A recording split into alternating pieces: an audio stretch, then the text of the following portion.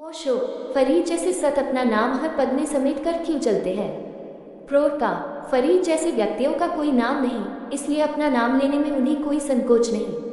तुम्हें संकोच है क्योंकि नाम के पीछे तुम्हारा अहंकार है। जिसका अहंकार बिखर गया, उसे अपना नाम और पराया नाम समान है। वह अपने नाम से उतने ही दूर हो गया है जितने किसी और के नाम से। इसलिए तो कृष्ण कह सके गीता में, सर्व धर्मान परित्यज्य मामेकं शरणं व्रज। तू सब धर्मों को छोड़ अर्जुन, मेरी शरणा। यह कोई अहंकारी न कह सकता था। अहंकारी चाहता यही है कि सभी लोग उसकी शरण आ जाएं।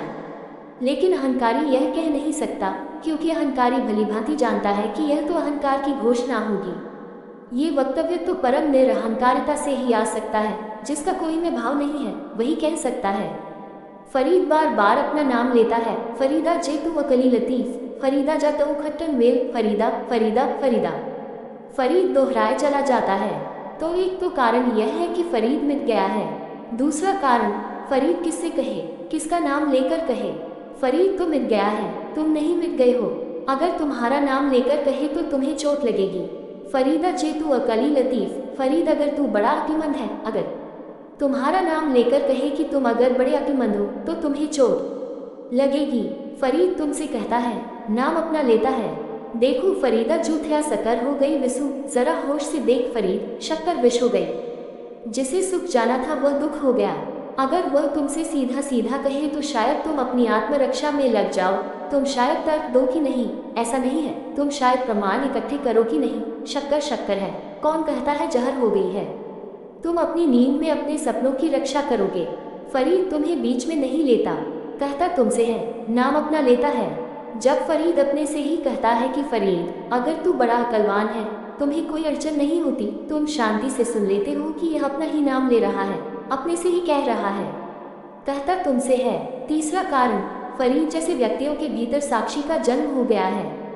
वे अपने को, अपने अतीत होने को अपने से दूर देखने लगे हैं। जब फरीद कहता है, देखो फरीदा जूठया शक्कर हो गई विसु, तो वह कह रहा है, ये साक्षी कह रहा है, ये जो जाग गया है भीतर, वह कह रहा है अपने सोए हुए रूप से, ये वर्तमान कह रहा है अपने अतीत से, रोशनी कह रही है अंधकार से, ज्ञान कह रहा है अंधेरे रास्तों से, भटके हुए जीवन से कि देख फरीदा, जिसको तूने अमृत समझा था वह विष हो गया। तुम्हारे भीतर भी कभी ऐसी घटना घटेगी, तब समझ पाओगे, जब तुम तुमसे ही अलग हो जाओगे। स्वामी राम अपना नाम उपयोग करते थे। अगर कोई गाली देता तो वे हंसते, अपने पास के मित्रों से कहते, आज राम को खूब गाली पड़ी। नए नए अमेरिका गए तो उनका धन तो वही रहा। किसी ने कहीं अपमान किया, क्रोध किया, लौटकर घर आए, जिसके घर में ठहरे थे, खूब हंसने लगे और कहा, आज राम की बड़ी फजीहत हुई। लोग बड़ा मजाक करने लगे, क्या राज है। गेरुआ वस्त्र फकीर का अमेरिका में नया नया था, लोग कंकड़ पत्थर फेंकने लगे। राम बड़ी मुश्किल में पड़े। मैंने भी कहा, हाँ भोगो अब। तो वे जिसके घर ठहरे थे, उन्होंने कहा, आप कह क्या रहे हैं, होश में हैं, किसकी बाबत कर रहे हैं बात, राम यानी कौन? तो उन्होंने कहा, ये राम जो सामने खड़ा है, दिखाई नहीं पड़ता। जैसे तुम्हें दिखाई पड़ता है ऐसे मुझे भी दिखाई पड़ता है। ये तुम्हारे ही सामने नहीं खड़ा है, मेरे सामने भी खड़ा है। हम खड़े देखते रहे। हमने कहा, अब हुई फजीहत। जिस दिन तुम्हारे भीतर साक्षी जगेगा, तुम भी कह सकोगे, फरीदा जे तू अकली लतीफ, अगर तू बड़ा अक्लमंद है फरीद, तो लक्षण दिखा। लक्षण यह है कि दूसरे में बुराई मत देख, अपने ही गरेबा में झांक। यह अक्लमान का लक्षण है। अगर दूसरे की बुराई देखता है, ये तो बुद्ध का लक्षण है। फरीदा जा तो खट्टन वेल, फरीद जब तक जवानी थी, ताकत थी, समय था, उसे तो तूने व्यर्थ चीजों के कमाने में गंवाया। अब जब सब चुक गया, रिक्त हो गया, तब तू परमात्मा की बात करने चला है। जब देने को कुछ था, तब तो तूने संसार के दरवाजे खटखटाए। अब जब देने को कुछ भी नहीं बचा, खाली हाथ है, भिखारी है, अब तू परमात्मा के द्वार खटखटाने चला है। ये साक्षी है, अपने अतीत से कह रहा है। ये तीन कारण हैं। जो कारण तुम सोचते हो वे बिल्कुल नहीं है। तुम सोचते हो अपना नाम हर पंक्ति में दोहराना, अपने हस्ताक्षर हर जगह किए जाना, ये तो बड़ा अहंकार है। तुम्हारी तकलीफ भी मैं समझता हूँ। तुमने अगर अपना नाम लिया होता हर लकीर में, तो उसका कारण अहंकार होता। तुम संकोच भी करते, हर लकीर में न लेते, तुम जरा ढंग से लेते, छिपा कर लेते। ऐसी हर लकीर देख फरीदा, ऐसे शुरू न होती। तुम तरकीब से लेते, तुम छिपा कर लेते। तुम कहते हैं मैं तो चरणों की धूल हूँ, और देखते दूसरे की तरफ कि वह कहे, नहीं नहीं, आप तो सम्राट हैं, सिंहासन पर विराजमान है, आपसे श्रेष्ठ कौन। और तुम भीतर प्रसन्न होते की तरकीब काम कर गई। यही तो तुम सुनना चाहते थे, इसलिए तुमने कहा था मैं तुम्हारे चरणों की धूल हूँ, ताकि कोई तुम्हें सिर पर रख ले। क्योंकि तुम भली भांति समझ गए हो अहंकार की राजनीति। अहंकार की राजनीति यह है कि अगर तुम अपने अहंकार की घोषणा करो तो दूसरे उसका खंडन करेंगे। अगर तुम्हें चाहिए कि दूसरे तुम्हारा समर्थन करें, तुम उसका खंडन करो। इसलिए जिनको तुम विनम्र पाते हो वे विनम्र होंगे, ऐसा जरूरी नहीं है। अक्सर तो तुम्हारे विनम्र पुरुषों में 100 में 99 परम अहंकारी होते हैं। वे कहते हैं मैं तो कुछ भी नहीं हूँ, लेकिन उनकी आंखों में देखो। वे कहते हैं मैं तो ना कुछ हूँ, लेकिन जरा उनके सिर की अकड़ में देखो। वे कहते हैं मैं तो तुम्हारे चरणों में पड़ा हूँ, लेकिन तुम गौर से देखो, कह वे कुछ रहे हैं, कर वे कुछ रहे हैं, और कर रहे हैं कोशिश कि तुम उनके चरणों में गिर जाओ। जब कोई आदमी तुमसे कहे कि मैं तो तुम्हारे चरणों की धूल हूँ, तुम उससे राजी हो जाना, फिर देखना। तुम कहना कि बिल्कुल ठीक कह रहे हैं आप, ये तो मुझे पहले से ही पता था, आप हैं ही चरणों की धूल। तब उसके चेहरे पर देखना, तत्क्षण तुम पहचान लोगे कि यह विनम्रता से कही गई बात थी या अहंकार से। वह आदमी नाराज हो जाएगा। वह कहेगा समझा क्या है तुमने अपने आप को, शिष्टाचार की भाषा भी नहीं समझते, ये हमारा मतलब नहीं है। कौन कहता है कि हम चरणों की धूल हैं? ये तो संस्कारवश कुलीन घर में हम पैदा हुए हैं, इसलिए ऐसा कहते हैं। तुम्हें झुकना सिखाया गया है ताकि तुम दूसरों को झुका सको। ये कूटनीति है। फरीद जैसे व्यक्तियों के जीवन में कोई कूटनीति, राजनीति नहीं है।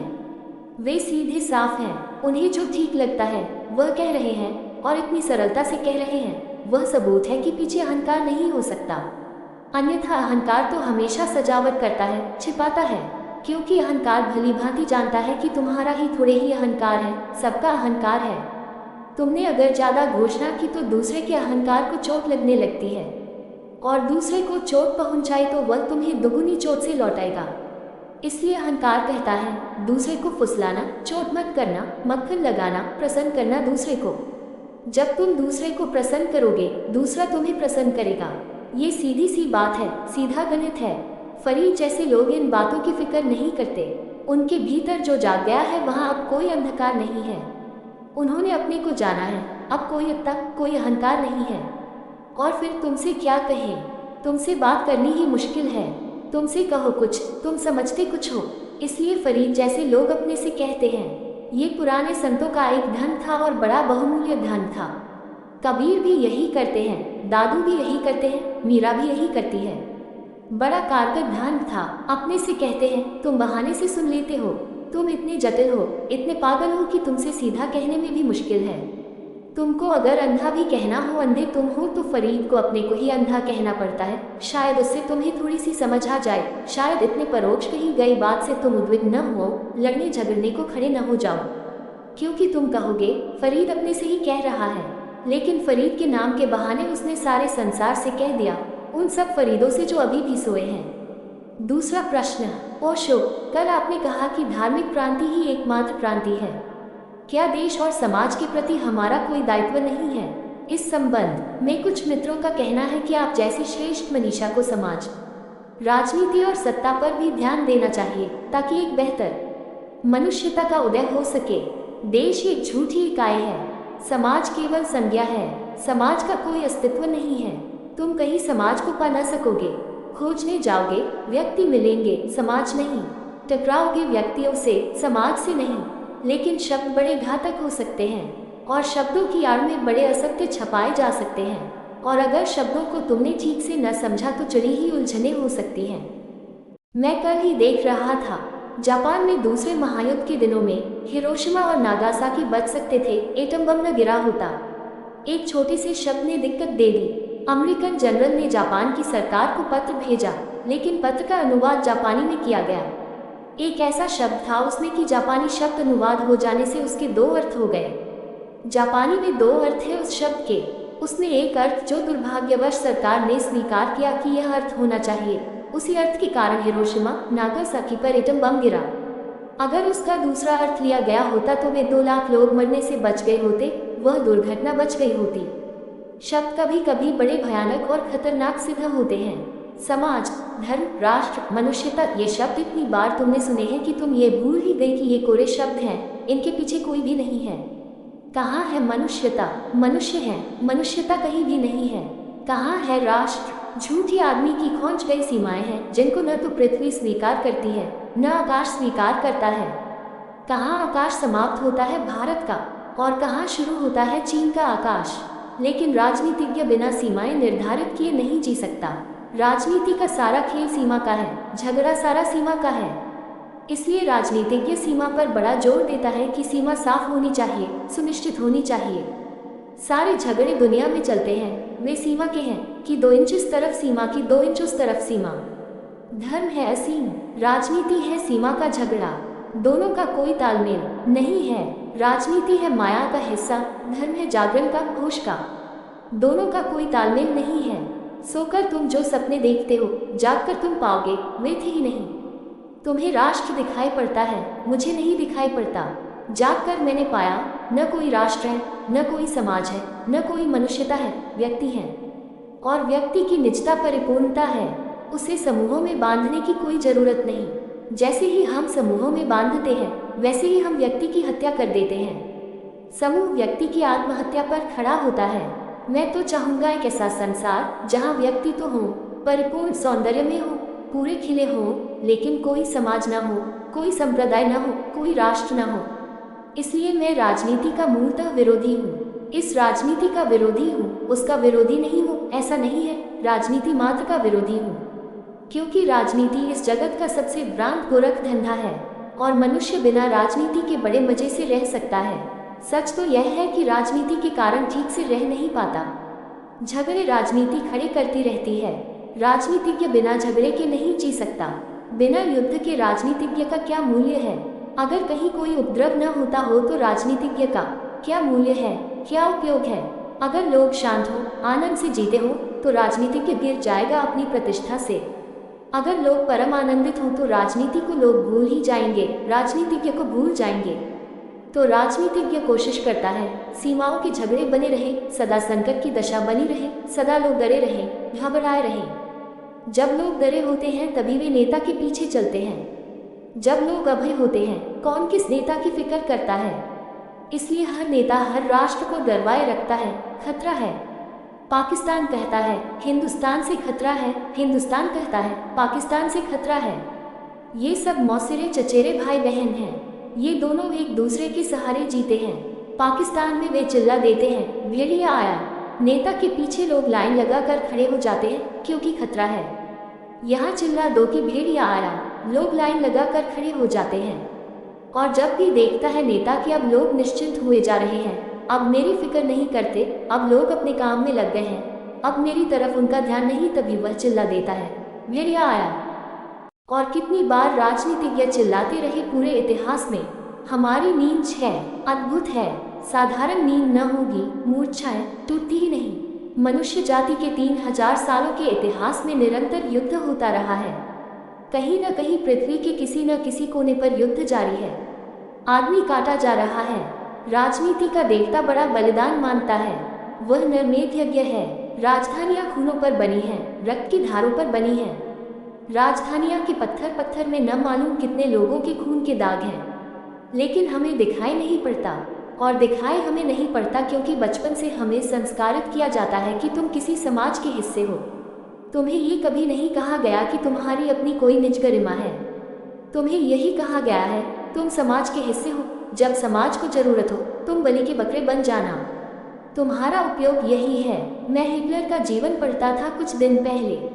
जब जर्मन सेनाएं काटी जाने लगी और युद्ध हारने की तरफ मुड़ने लगा, जर्मनी की मौत और हार की तरफ बढ़ने लगा और खबरें पहुंची कि जर्मन युवक बुरी तरह काटे जा रहे हैं, तो हिटलर को जाकर हिटलर के प्रमुख जनरल ने खबर दी कि कुछ करना होगा, युवक बुरी तरह काटे जा रहे हैं। जर्मन युवक, हत्या की जा रही है उसकी, जैसे घास पात काटा जा रहा हो। हिटलर ने सिर ऊपर उठाया और कहा, युवक और किस लिए हैं? युवकों का और उपयोग क्या है? हिटलर ईमानदार राजनीतिज्ञ है, दूसरा राजनीतिज्ञ इतना ईमानदार नहीं होगा क्योंकि हिटलर बिल्कुल पागल है।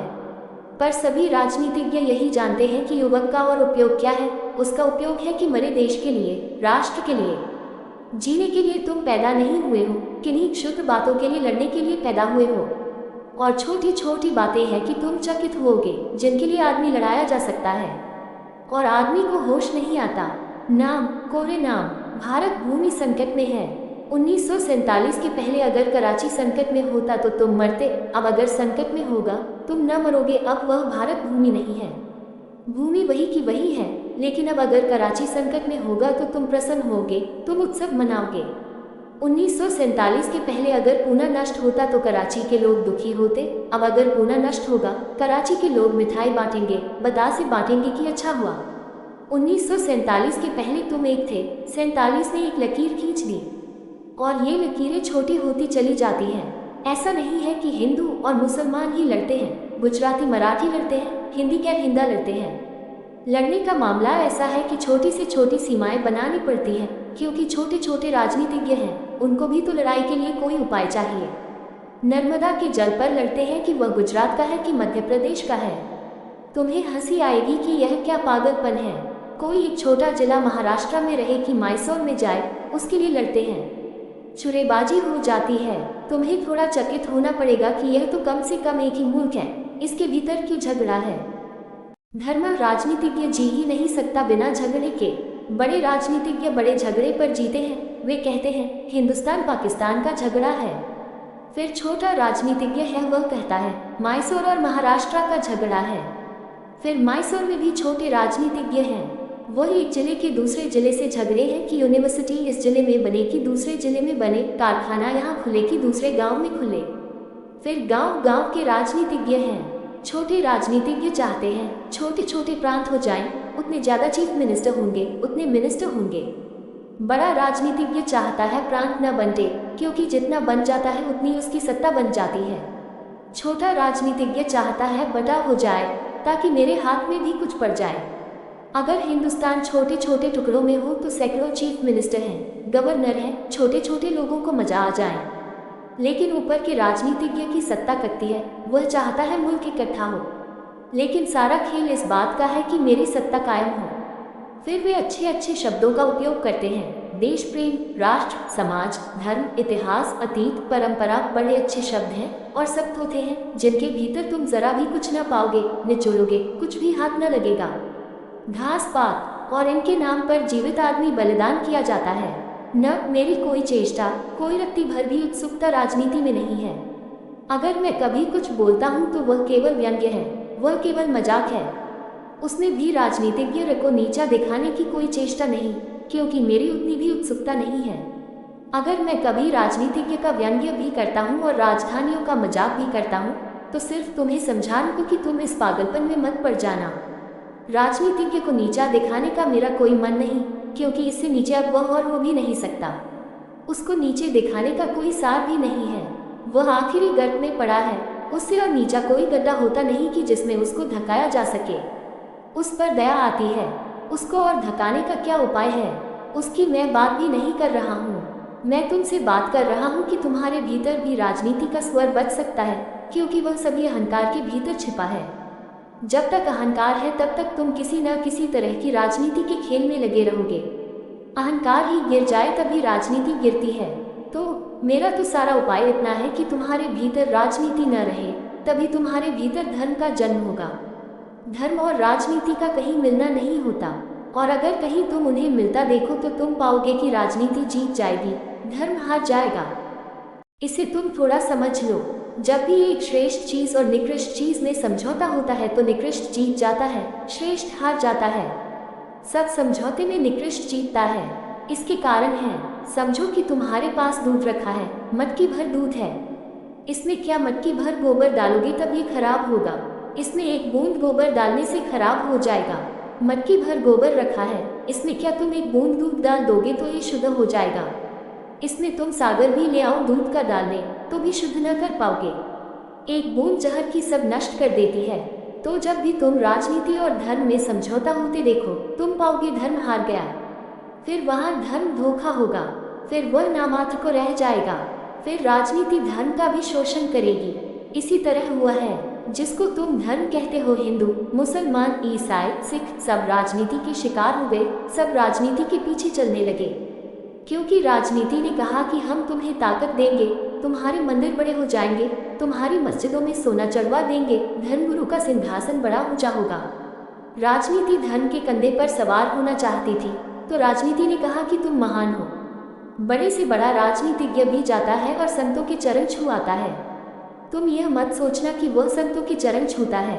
संतों से उसे क्या लेना देना, क्योंकि जिसको संतों के चरण छूना होता वह खुद ही संत हो सकता था।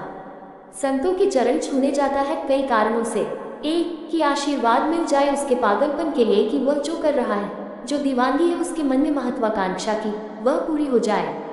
शायद संतों के आशीर्वाद से सहारा मिले। दूसरा, वह जाता है पैर छूने की संतों के आसपास जो भीड़ है लोगों की, वह देख ले कि यह राजनीतिज्ञ कितना धार्मिक है, क्योंकि इस भीड़ के ही वोट उसे राजनीति में चाहिए। तो राजनीतिज्ञ मंदिरों में भी जाता है, मस्जिदों में भी जाता है, गुरुओं के पास भी जाता है, पैर छूकर झुकता है ताकि लोग देख लें, तस्वीरें खींच लें कि यह आदमी विनम्र है, क्योंकि विनम्रता की सीढ़ियों से ही चढ़कर अहंकार के शिखर पर पहुंच पाएगा और कोई उपाय नहीं है। राजनीतिज्ञ को न मंदिर से मतलब है न मस्जिद से, तुम जहां बुलाओ वह वहां हाजिर है। वह देखता है अपनी राजनीति को कि कहां से मेरी सीढ़ियां ठीक बनेंगी।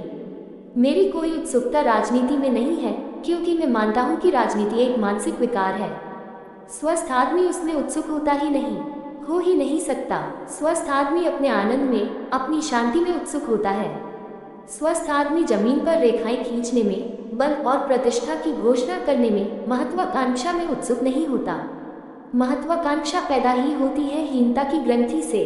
वह इंफीरियरिटी कॉम्प्लेक्स का परिणाम है। तुम्हारे भीतर जितना हीनता का भाव होता है उतनी ही तुम्हारे भीतर महत्वाकांक्षा होती है। तुम जब राष्ट्रपति न हो जाओ, प्रधानमंत्री न हो जाओ, तब तक तुम्हें लगता ही नहीं कि तुम आदमी हो। तब तक तुम्हें लगता है सिद्ध न कर पाए कि मैं भी कुछ हूँ। सिद्ध करना है कि मैं कुछ हूँ। ये सिद्ध करने की आकांक्षा ही इसलिए पैदा होती है कि तुम्हें भीतर लगता है तुम न कुछ हो। लेकिन जिसको भीतर लगता हो मैं सब कुछ हूँ, अब उसको सिद्ध करने को कुछ भी न बचा। जिसके भीतर से हीनता चली गई, उसके बाहर से राजनीति चली गई। जिसके भीतर सब उपलब्ध हो गया, उसे बाहर पाने को कुछ भी न रहा। इसलिए मैं कहता हूँ धार्मिक क्रांति ही एकमात्र क्रांति है, क्योंकि उसी से तुम परम संपदा को उपलब्ध होगे, परम रूपांतरण को, तुम्हारा नव जन्म होगा, तुम द्विज बनोगे। देश और समाज के प्रति तुम्हारा कोई दायित्व नहीं है। अगर दायित्व है तो मनुष्य के प्रति, मनुष्यता के प्रति नहीं। अगर दायित्व है तो व्यक्ति के प्रति, समाज के प्रति नहीं, क्योंकि समाज शब्द धोखे का है और समाज के नाम पर तुमसे वह करवाया जाता है जो तुमने कभी भी न किया होता अगर तुम्हें इस बात का बोध होता। व्यक्ति के प्रति तुम्हारा दायित्व है। समझो, तुम्हारी पत्नी है, तुम्हारा छोटा बच्चा है, तुम जानते हो कि तुम छोड़कर इन्हें चले गए तो ये भूखों मरेंगे, लेकिन राजनीति क्या कहता है, देश खतरे में है। देश है क्या? इसी तरह के छोटे छोटे बच्चों के समूह का नाम देश है। इसी तरह की घर में बैठी पत्नियों के जोड़ का नाम देश है। इसी तरह के छोटे छोटे घरों के इकट्ठे समूह का नाम देश है। राजनीतिज्ञ कहता है देश खतरे में है। तुम कहते हो लेकिन मेरी पत्नी है, छोटा बच्चा है। वह कहता है क्या कायरता की बातें कर रहे हो, बलिदान कर दो। जब देश खतरे में है तो न कोई पत्नी है न कोई बच्चा है। युद्ध पर जाओ। ऐसे न मालूम कितने घरों से न मालूम कितने व्यक्तियों की हत्या के ऊपर देश पर कुर्बानी होगी, और यही दूसरे देश का राजनीतिज्ञ अपने देश में समझा रहे हैं। जो जहां युद्ध के मैदान पर लड़ने को खड़े हो जाते हैं वे एक जैसे लोग हैं। उनकी एक दूसरे से कोई दुश्मनी नहीं है। किसी ने किसी का कुछ बिगाड़ा नहीं है, किसी ने किसी को देखा तक नहीं था पहले। और जब एक देश के लोग दूसरे देश के सैनिकों की छाती में छुरा भोंकते हैं या बम फेंकते हैं या गोली दागते हैं तो उन्हें पता नहीं हिंदू थोड़े ही मरता है, मुसलमान थोड़े ही मरता है, व्यक्ति मरते हैं। हिंदुस्तानी थोड़े ही मरता है, पाकिस्तानी थोड़े ही मरता है, मनुष्य मरते हैं। और जब तुम एक पाकिस्तानी की छाती में छुरा भोंकते हो तब तुमने एक नन्हे बच्चे के, जो घर में भूखा रहेगा, जिसकी पत्नी को अब रोटी न मिलेगी, यह हो सकता है पत्नी की बेइज्जती होगी, कोई बलात्कार करेगा, कोई बचाने चाला न होगा। तुमने उस पत्नी और बच्चे की छाती में छुरा भोंक दिया और वह भी तुम्हारी छाती में छुरा भोंक रहा था। उसे भी पता नहीं है कि तुम घर में एक रोती हुई माँ को छोड़ आए हो। व्यक्तियों की हत्या की जाती है जो कि वास्तविक है, समाजों और राष्ट्रों को बचाया जाता है जो कि झूठ है। मैं तुमसे कहता हूँ, मनुष्यता को भूलकर प्रेम मत करना, मनुष्य को प्रेम करना। क्योंकि मेरे अनुभव में यह आया है कि जो जो लोग मनुष्यता की बात करते हैं वे लोग असमर्थ हैं मनुष्य को प्रेम करने में। जब तुमसे मनुष्य से प्रेम करने में कठिनाई पड़ती है, मनुष्य को प्रेम करना बड़ा कठिन है क्योंकि अहंकार को गिराना पड़ेगा। कठिन है क्योंकि मनुष्य एक यथार्थ है, यथार्थ के साथ जीने में संघर्ष है। तुम कहते हो, नहीं, मनुष्यों से मुझे कोई मतलब नहीं है, मैं मनुष्यता को प्रेम करता हूँ। अब मनुष्यता तुम्हें कहीं न मिलेगी, न कोई झगड़ा झंझट होगा। यह मनुष्यता तुम्हारा ख्याल है, मनुष्यता कहीं भी नहीं है। तुम्हारे विचार के अतिरिक्त राष्ट्र कहाँ है? तुम्हारे विचार के अतिरिक्त और इन राष्ट्रों देशों के नाम पर आदमी को अब तक जलाया भुनाया गया है। कब जागेगा आदमी? कब उसे होश आएगा कि सारे मनुष्य एक जैसे हैं, सारे मनुष्यों की तकलीफें एक जैसी हैं, सारे मनुष्यों को भूख लगती है, सिर में दर्द होता है, दवा की जरूरत होती है, सब बच्चे बच्चे हैं, सब स्त्रियां स्त्रियां हैं, पुरुष पुरुष हैं, न कोई हिंदू है, न कोई मुसलमान है, न कोई ईसाई, न कोई हिंदुस्तानी है, न कोई पाकिस्तानी है। जिस दिन ऐसे विचार का जन्म होगा और तुम मनुष्य को प्रेम करोगे और मनुष्य को किसी भी दूसरी चीज के लिए कुर्बान न करोगे, उसी दिन दुनिया में शांति होगी, उसके पहले नहीं। लेकिन राजनीतिज्ञ कहता है, अगर तुमने हमारी न सुनी तो दुनिया में बड़ी अशांति हो जाएगी। हम शांति के रक्षक हैं, हम युद्ध भी करते हैं तो शांति के लिए करते हैं, हम मारते भी हैं तो बचाने के लिए। हमारी हिंसा भी अहिंसा की सुरक्षा का उपाय है। वह तुम्हें धोखे दे रहा है, युद्ध की तैयारी करता है, शांति की बात करता है। तो हिटलर भी वही कहता है, मुसोलिनी भी वही कहता है, सारे युद्धखोर यही कहते हैं कि हम शांति के लिए लड़ रहे हैं। इनके विरोधाभास को ठीक से समझ लेना। शांति के लिए लड़ने की जरूरत कहाँ है? शांति के लिए शांत होने की जरूरत है। शांति के लिए तो युद्ध छोड़ देने की जरूरत है। मेरी चेष्टा है कि तुम जागो। तुम जागोगे तो तुम्हें चीजें दिखाई पड़नी शुरू हो जाएंगी कि यह क्या पागलपन हो रहा है। तुम किस गहरी नींद में खोए थे और राजनीतिज्ञ तुम्हारी नींद का शोषण करता है। वह नहीं चाहता कि तुम जागो, वह चाहता है कि तुम गहरी नींद में रहो, क्योंकि तुम्हारी नींद में ही वह तुम्हारी छाती पर बैठ सकता है।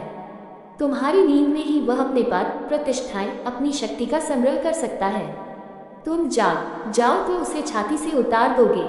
इसलिए कोई राजनीतिज्ञ नहीं चाहता कि दुनिया में आदमी की बोध गहरा हो। इसलिए राजनीतिज्ञ हमेशा संत के विपरीत है। अगर कोई संत हो तो राजनीति सदा विरोधी है उसकी। हाँ, अगर कोई संत न हो तो राजनीतिज्ञ उसके चरण छूता है। वह कहता है, आप राष्ट्र संत हैं। वह कहता है, आपकी आशीष चाहिए, क्योंकि वह देखता है कि इस आदमी के माध्यम से जो धर्म के नाम पर लोग इकट्ठे हो गए हैं, उनको भी राजनीति की मूर्ता में संलग्न किया जा सकता है। नहीं, मैं तुमसे कहता हूँ, समाज के प्रति तुम्हारा कोई भी दायित्व नहीं है। इसका तुम यह मतलब मत समझना कि मैं तुम्हें समाज का दुश्मन बनाता हूँ। जब मैं कहता हूँ समाज के प्रति तुम्हारा कोई दायित्व नहीं है, मनुष्य के प्रति दायित्व है, तब मैं तुमसे यही कह रहा हूँ कि मनुष्य के प्रति अगर तुमने अपना दायित्व पूरा किया तो समाज के प्रति अपने से पूरा हो जाएगा। तुम्हें उसका विचार भी करना जरूरी नहीं है, क्योंकि समाज व्यक्तियों का जोड़ है। यहाँ तुम आए हो, अगर मैं तुमको एक एक को बिठा कर भोजन करा दूँ, तुम्हारी सबकी भूख मिट जाए, तो इस समूह की भूख मिट जाएगी या नहीं? लेकिन मैं कहा, नहीं, तुम्हारी भूख से मुझे कोई मतलब नहीं, मुझे तो इस समूह की भूख को मिटाना है। अगर तुम भूखे भी रहो इस समूह की भूख को मिटाने को तो कोई हर्जा नहीं, कुर्बान करो अपने को, शहीद हो जाओ, लेकिन समूह की भूख मिटानी है। समूह का कोई पेट है कि समूह की कोई भूख है? व्यक्ति का पेट है, व्यक्ति की भूख है। समाज की कोई आत्मा है, व्यक्ति की आत्मा है, लेकिन व्यक्ति से राजनीति का कोई संबंध नहीं है। धर्म का संबंध व्यक्ति से है। राजनीति समाज की क्रांति है, धर्म व्यक्ति की क्रांति है। और मैं तुमसे कहता हूँ, धर्म ही एकमात्र क्रांति है, क्योंकि क्रांति वही हो सकती है जहाँ आत्मा जीवंत हो। जहाँ आत्मा ही न हो वहाँ क्रांति कैसे होगी? जहाँ चेतना ही न हो वहाँ रूपांतरण कैसे होगा? जहाँ भूख ही न हो वहाँ भूख के बाद, भोजन के बाद जो तृप्ति मिलती है वह तृप्ति कैसे होगी? झूठे शब्दों से सावधान। शब्दों ने आदमी को बहुत भरमाया है और स्वभावतः मित्रों को ऐसा लग सकता है कि मैं अपनी बुद्धि को समाज, राजनीति और सत्ता पर क्यों नहीं लगाता। तो मैं तुमसे यही कहूँगा जो फरीद कह रहा है, फरीदा जे तुम अकली लतीफ़, अगर फरीद तुझ में थोड़ी भी बुद्धि हो तो समाज, राजनीति, सत्ता, उनसे दूर रहना। वह तो बुद्धिहीनों का धंधा है। नहीं तो बुद्ध पागल थे, महावीर पागल थे। मुझे तो अगर लगाना हो राजनीति पर बुद्धि को तो दिल्ली की यात्रा करनी पड़े। वे तो दिल्ली में थे ही, वे तो दोनों ही राजाओं के बेटे थे, सिंहासन पर बैठे ही थे। अपनी प्रतिभा का उपयोग कर सकते थे भली भांति, लेकिन दोनों ने छोड़ दिया सिंहासन, हट गए। क्योंकि प्रतिभा की पहली लक्षण यह है कि पद की उसे आकांक्षा नहीं होती। वह तो प्रतिभा नहीं होती तब पद की आकांक्षा होती है। पद सब्स्टिट्यूट है प्रतिभा का। प्रतिभा जब नहीं होती तब तुम दिखाना चाहते हो किसी भांति अपनी श्रेष्ठता, वह पद से मिल सकती है। जब तुम में प्रतिभा नहीं होती तब तुम अपनी जेब बड़ी करके दिखाना चाहते हो, तिजोरी बड़ी करके दिखाना चाहते हो, तुम अपना सिंहासन ऊंचा करके दिखाना चाहते हो। लेकिन प्रतिभा अगर हो तो तुम राह पर भी खड़े रहो तो भी प्रतिभा का सूर्य चमकता रहता है। उसके लिए दिल्ली जाने की कोई भी जरूरत नहीं है। नहीं, मैं तो कहता हूँ कि अगर तुम में प्रतिभा हो तो वही गारंटी है कि राजनीति में तुम्हारी उत्सुकता ना होगी। मैंने राजनीति में सिर्फ थर्ड क्लास, बिल्कुल तृतीय श्रेणी की बुद्धि के लोगों को देखा है। प्रथम कोटि के लोग उस तरफ उत्सुक नहीं होते। प्रथम कोटि का आदमी चुपचाप वहां से हट जाता है, क्योंकि वहां वह अनुभव करता है कि यह तो हीन लोगों की प्रतिस्पर्धा है। जो कुछ भी नहीं है वे कुछ होने के दिखावे में लगे हैं। आत्मवंचना है, लेकिन इसका यह मतलब नहीं है कि मनुष्य से मेरा कोई प्रेम नहीं है। मनुष्य से मेरा प्रेम है, इसलिए मेरी उत्सुकता राजनीति में नहीं है, क्योंकि राजनीति सबसे बड़ा जहर है। और मनुष्य अगर राजनीति से मुक्त हो जाए तो ये संसार स्वर्ग बन सकता है। इस संसार में सब कुछ है, लेकिन राजनीति के कारण कठिनाई है। इस जमीन पर इतना भोजन है, सभी को मिल सकता है, लेकिन राजनीति दिक्कत देती है। पिछले अनेक वर्षों में अमेरिका को बहुत बार अपने गेहूं को समुद्रों में डुबाना पड़ा है। रूस को कुछ वर्ष अपना गेहूं रेल के इंजनी में कोयले की जगह जलाना पड़ा है। राजनीति, क्योंकि अगर अमेरिका अपने उस गेहूं को मुफ्त बांट दे जो फेंकने योग्य है और उसकी कोई ज़रूरत नहीं है, ज़रूरत से ज़्यादा है, अगर वह उसे मुफ्त बांट दे तो उसकी ताकत कमज़ोर होती है। उसे बाजार में अगर बेचा न जाए तो गेहूं का दाम नीचे गिरता है, दाम नीचे गिरता है तो अमेरिका की आमदनी नीचे गिरती है। तो बेहतर है नष्ट कर देना, लेकिन देना बेहतर नहीं है। दुनिया में सब कुछ है, अगर राजनीति के घेरे न हो तो सभी को सभी कुछ उपलब्ध हो सकता है। विज्ञान ने इतनी खोज कर ली है कि किसी को भूखे मरने की कोई ज़रूरत नहीं है, लेकिन राजनीति के कारण बड़े रंगे हैं। आधी दुनिया भूखी मरती है, वह तब तक मरेगी जब तक राजनीति की सीमाएं नहीं टूट जाती। हजारों, लाखों, करोड़ों लोग बीमार हैं, स्वस्थ नहीं हो पाते। दवाएं बन पड़ी हैं मुल्कों के पास, लेकिन उनको जरूरत नहीं है दवाओं की। जिनको जरूरत है उन तक राजनीति के कारागृह हैं, वहां तक पहुंचाई नहीं जा सकती। मनुष्य अगर राजनीति से मुक्त हो जाए, और जो कठिन बात है, क्योंकि उसका अर्थ यह है कि मनुष्य तभी राजनीति से मुक्त हो सकता है जब वह अपने में तृप्त हो जाए। तो मेरी सारी चेष्टा राजनीति से मुक्त करने की भी नहीं है, सारी चेष्टा तुम्हें तृप्त करने की है। मेरे उपाय विधायक हैं। तुम शांत हो जाओ, तुम प्रफुल्लित हो जाओ, तो तुम्हारी आंख में वह गुना जाएगा जो चीज़ों का आर पार देखने लगे, तुम्हें चीज़ें साफ दिखाई पड़ने लगेंगी। और पूछा है कि आपको इन चीज़ों पर ध्यान देना चाहिए ताकि एक बेहतर मनुष्यता का उदय हो सके। इन्हीं के कारण तो बेहतर मनुष्यता का उदय नहीं हो पा रहा है। अगर लोग राजनीति से ध्यान हटा लें तो बेहतर मनुष्यता का जन्म बहुत दूर नहीं है। अब ये बहुत जटिल है बात, क्योंकि राजनीति का संस्कार बड़ा गहरा है। सारे अखबार उसी की बातें करते हैं, रेडियो उसी की बात करता है, टेलीविज़न उसी की बात करता है, लोग उसी की चर्चा करते हैं, लोग एक दूसरे को दोहराते जाते हैं। उसकी पुनरुक्ति इतने जोर से होती रहती है कि मन में वह बहता चला जाता है, बहता चला जाता है। तुम्हारे भीतर की लकीरें तय हो जाती हैं, तुम मुक्त नहीं रह जाते सोचने को। अगर कभी कोई मंगल ग्रह से कोई यात्री आए और तुम्हारे ध्यान देखे तो बड़ा हैरान होगा कि आदमी कैसा पागल है। किसी न किसी का झंडा नीचा कर दिया, उसको तो झंडा नहीं दिखाई पड़ेगा, वह तो देखेगा कि एक डंडे पर कपड़ा लटकाया हुआ है, रंगीन है, कई तरह के रंग लगाए हैं। किसी ने किसी का झंडा नौचा कर दिया, बस छुरी तलवार निकल आए, झंडा नीचा हो गया। झंडा ऊंचा रहे हमारा, अब झगड़ा युद्ध मार डालेंगे लाखों लोगों को, क्योंकि झंडा नीचा हो गया। उसकी समझ में ही नहीं आएगा कि यह आदमी क्या पागल है, यहाँ इसमें मामला क्या हो गया, किसी ने किसी का कपड़ा नीचा कर दिया। लेकिन राजनीतिज्ञ कहते हैं यह कोई चिट्ठा नहीं है, प्राण चले जाएंगे, ये झंडा है। तुम थोड़ा सोचो कि तुम्हारे मन को किस भांति से सम्मोहित किया गया है। झंडा नीचा हो गया, झंडे में है क्या, और झंडा नीचा हो गया, इसमें क्या अड़चन है। फिर से ऊंचा कर लो। इसमें मरने मारने का कहाँ सवाल है? नहीं, लेकिन तुम बिल्कुल मूर्छित हो। झंडा तुम्हारा अहंकार है, वह कपड़ा नहीं है। उसमें तुमने बड़े भारी अपने अहंकार को नियोजित किया हुआ है। झंडा नीचा हो गया, अब मुल्क खतरे में है। अब झगड़ा होगा, लाखों लोग कटेंगे। फिर यह चल रहा है पूरे इतिहास से। किसी ने किसी के मंदिर की मूर्ति तोड़ दी, किसी ने किसी मस्जिद के सामने बाजा बजा दिया, झगड़ा हो गया। अगर मंगल ग्रह का कोई यात्री ऊपर से देखे तो वह देखेगा कि यह पूरी पृथ्वी पागल है, विक्षिप्त है, क्योंकि तुम्हारा कोई धन उसकी समझ में न आएगा। तुम्हारा धन समझने योग्य नहीं है। तुमको समझ में आता है क्योंकि तुम्हें उसी तरह की शिक्षा दी गई है, तो तुम्हें समझ में आता है। अगर तुम थोड़े भी जाग जाओ तो तुम्हें भी दिखाई पड़ेगा ये हो क्या रहा है, इसकी जरूरत क्या है। इसमें कहीं बुद्धिमानी नहीं दिखाई पड़ती। इससे ज्यादा और बुद्धिहीनता क्या होगी। लोग नेताओं के पीछे चले जा रहे हैं। एक नेता दूसरे नेता को नीचे उतारने की कोशिश में लगा है। किसी को जीवन की असली समस्याओं से कोई प्रयोजन नहीं है। समस्या एक ही है कि मेरे हाथ में सारी ताकत होनी चाहिए। ताकत का तुम क्या करोगे? ताकत को पा भी लोगे तो होगा क्या? कितने सिकंदर, कितने नेपोलियन, कितने हिटलर, कितनी बड़ी ताकत के लोग थे। क्या हुआ?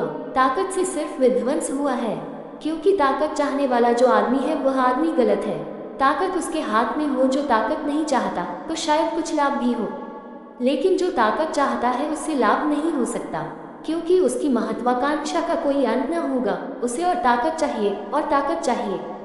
वह पूरे मुल्कों को जब तक अग्नि में न झोंक देगा युद्ध की, तब तक उसे ताकत का पूरा मजा नहीं आ सकता। तुम अपने राजनीतिज्ञों के चित्रों को गौर से देखो, तुम चकित होगे। तुम उनकी कार्यवाहियों को गौर से देखो। तुम जरा अपने को दूर करो उस सारी कंडीशनिंग से, संस्कारों से जो तुम पर पड़े हैं, और फिर तुम गौर से देखो। तुम हंसोगे कि यह क्या हो रहा है। पृथ्वी पूरा एक बड़ा पागल खाना है। नहीं, मनुष्यता का उदय राजनीति से अगर होता तो कभी का हो गया होता। राजनीति तो बड़ी पुरानी है। मनुष्यता का उदय, मनुष्यता के उदय से मेरा मतलब मनुष्यों का उदय सिर्फ एक ढंग से हो सकता है। वह सत्ता नहीं है, वह शून्यता है। शक्ति नहीं है, शांति है। दूसरे पर कब्जा नहीं है। अपनी मालकियत, अपना स्वामी हो जाना पर्याप्त है। और प्रत्येक व्यक्ति अगर अपना स्वामी हो तो इस संसार में एक स्वामित्व की सुगंध होगी, हर एक अपना मालिक होगा। राजनीति है दूसरे को गुलाम बनाने की चेष्टा, दूसरे के मालिक होने की चेष्टा। धर्म है अपना मालिक होने की चेष्टा। मालिक तो मैं भी तुम्हें बनाना चाहता हूँ, लेकिन अपना ही। तुम ही तुम्हारे गुलाम, तुम ही तुम्हारे मालिक, तुम ही तुम्हारी प्रजा, तुम ही तुम्हारे राजा, तुम ही तुम्हारा देश, तुम ही तुम्हारे सत्ताधिकारी।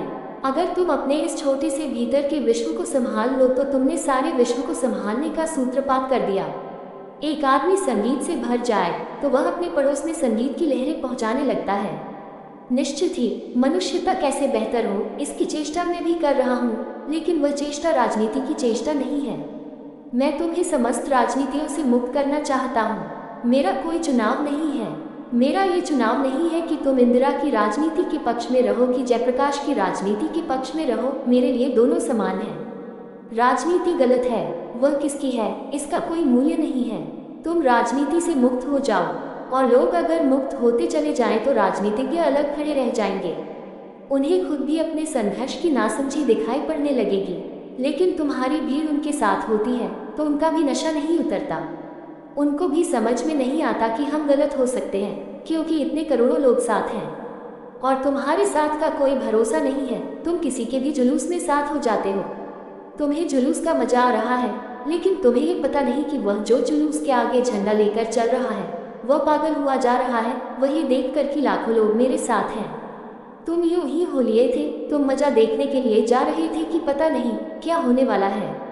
तुम कल उसके विरोधी के जुलूस में भी तुम ही सम्मिलित हो जाओगे, लेकिन तुमने दोनों को नशा दे दिया। भीड़ शराब है। जब कोई अपने पीछे बड़ी भीड़ देखता है, होश खो देता है, उसको लगता है अब मेरे हाथ में सब है, अब मैं जो चाहूँ वह करके दिखा दूंगा। तुम राजनीतिज्ञों के मस्तिष्क को खराब करते हो। तुम उनकी छोटी छोटी बुद्धियों के गुब्बारे को खूब हवा भर देते हो। तुम उनको वहां तक ले जाते हो जहां वे फूट जाते हैं। तुम्हारे सभी राजनीतिज्ञ उस दशा में पहुंच जाते हैं। उनसे तुम अपना हाथ हटा लो। मैं तुमसे कहता हूं कि तुम इतना ही कर लो कि तुम अपने को जमा लो, सारी दुनिया अपने आप जमने लगेगी। एक छोटे स्कूल में ऐसा हुआ कि एक शिक्षक अपने बच्चों को समझा रहा था।